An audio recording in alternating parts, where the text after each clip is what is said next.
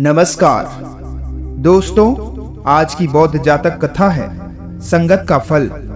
एक समय की बात है, उत्तर पांचाल देश में पांचाल नामक राजा राज करता था। उसे शिकार का बहुत शौक था। एक दिन एक हिरण का पीछा करते करते उसका रथ सेना से बहुत दूर निकल गया, लेकिन हिरण उसके हाथ नहीं लगा। वहां उसे कुछ झोपड़ियां नजर आई। बहुत थकावट होने के कारण नजदीक के एक वृक्ष के नीचे रथ में से एक आसन रखवाकर राजा उस पर सो गया। सारथी उसके पांव दबा रहा था। राजा को सोया हुआ देखकर वह भी सो गया। वन में अकेले होने की आशंका के कारण राजा को चैन की नींद नहीं आई। वह झोपड़ियां चोरों की थी। सभी चोर अपना काम करने गए थे। सिर्फ उनका रसोइया और उनका एक पालतू तोता ही वहां था।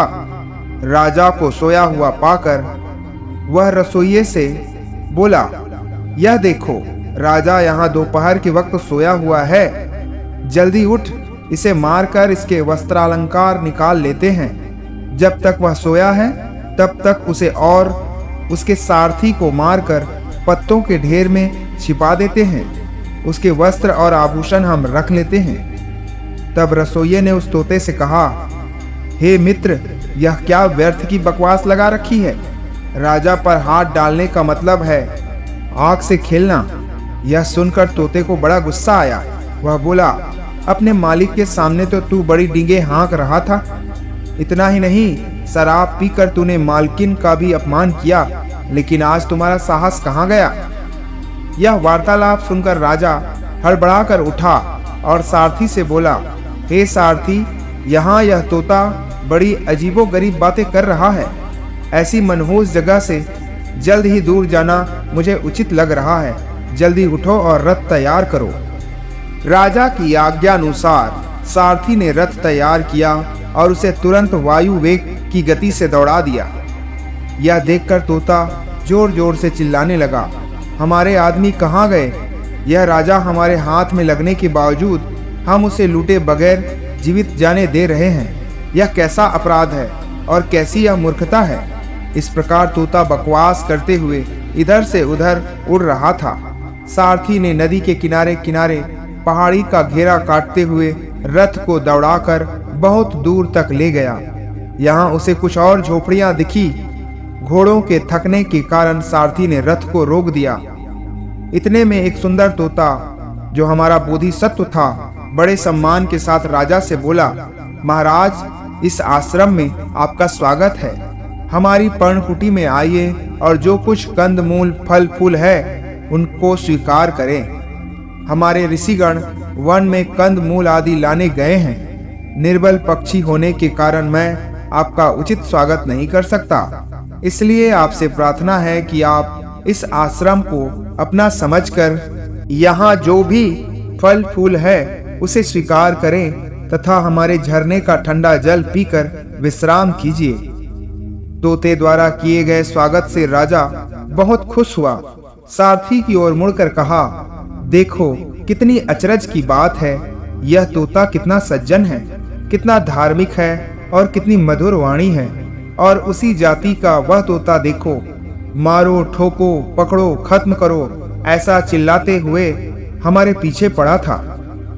तब बोधिसत्व उस तोते ने कहा, महाराज, हम दोनों एक ही माता के पेट से एक ही समय जन्म लेने वाले भाई हैं। बचपन में हम निकट के पहाड़ी पर घोंसले में रहते थे। एक भयंकर तूफान आने के कारण हमारा घोंसला नीचे गिर गया।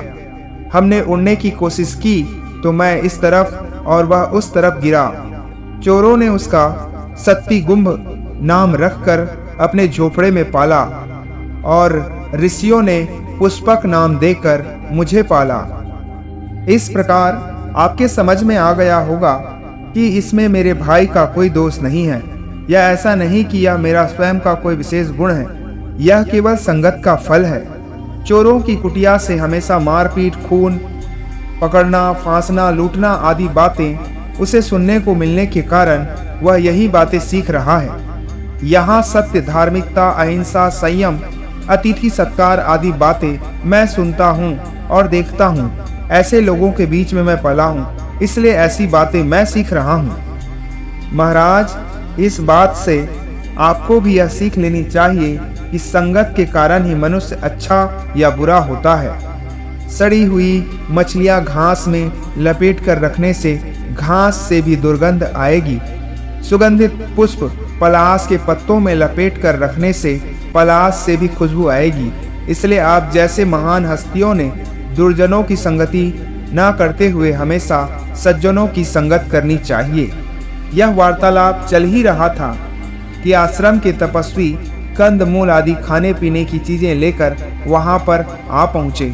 राजा बड़े आग्रह के साथ उन्हें अपने साथ राजधानी ले गया। एक सुंदर उपवन में आश्रम बांधकर उनकी अच्छी आवभगत का ध्यान रखा। ऐसा कहा जाता है कि तपस्वियों की संगत के कारण राजकुल में 7 पीढ़ियों तक सज्जन पुरुष उत्पन्न हुए और उन्होंने अपनी प्रजा के हितों के लिए बहुत अच्छे अच्छे कार्य किए। धन्यवाद। दोस्तों, इस कहानी से हमें यह सीख मिलती है कि हमें अच्छे लोगों से संगति रखनी चाहिए, क्योंकि हमारी संगति अच्छी होगी तो हमारा व्यवहार और चरित्र भी अच्छा होगा।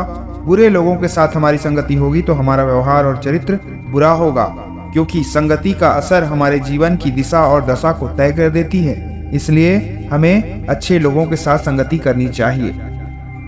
ऐसे ही प्रेरक वीडियो के लिए हमारे चैनल को लाइक, शेयर एंड सब्सक्राइब जरूर करें।